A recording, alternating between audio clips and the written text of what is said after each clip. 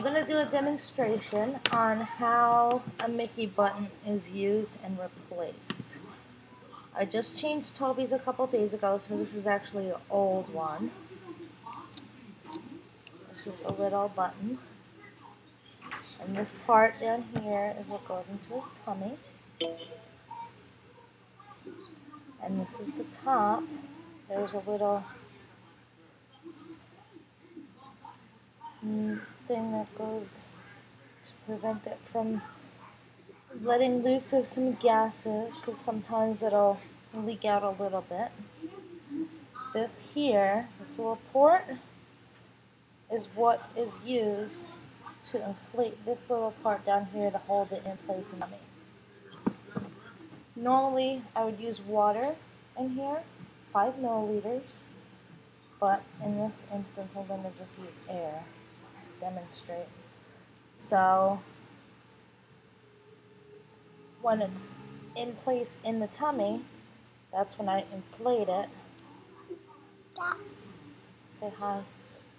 Hi. That's Toby. Just gently put it in and the balloon inflates, and that's what holds in place in the tummy.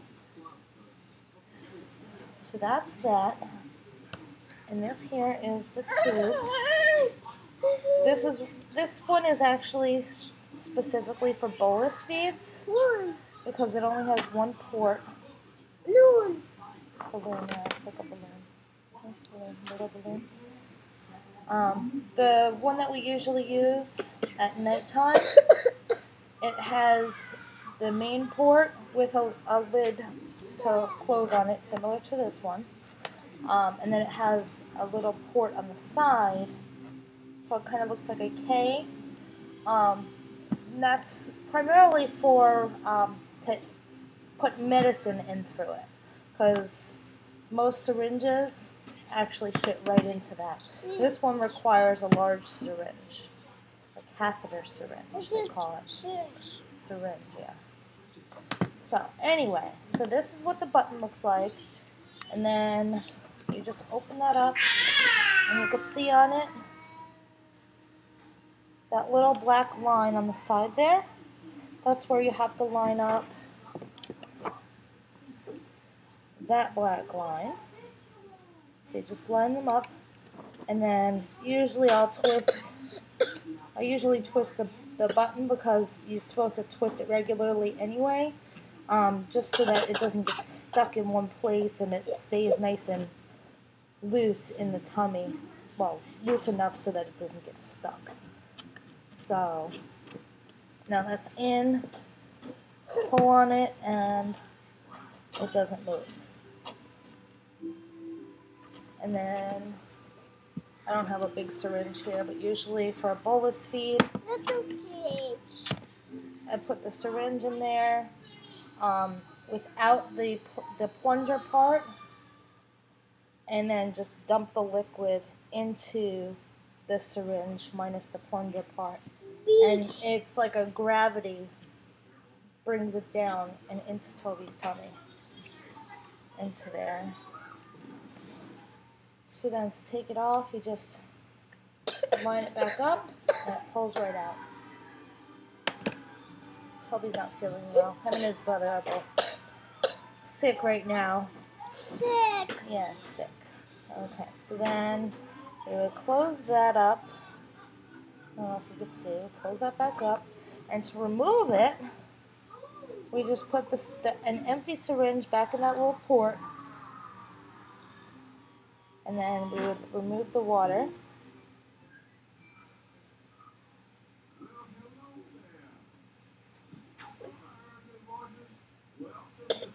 Come all the way out.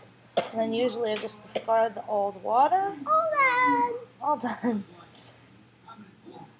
And the way that this works, I don't know if you could even tell. I'm going to fill it back up.